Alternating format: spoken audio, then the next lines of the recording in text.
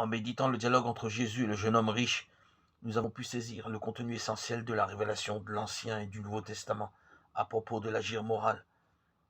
Il comprend la soumission de l'homme et de son agir à Dieu, celui qui seul est le bon, le rapport entre le bien et le moral des actes humains et la vie éternelle, la marche à la suite du Christ qui ouvre à l'homme la perspective de l'amour parfait, et enfin le don de l'Esprit Saint, source et soutien de la vie morale de la créature nouvelle. 2 Corinthiens 5, 17.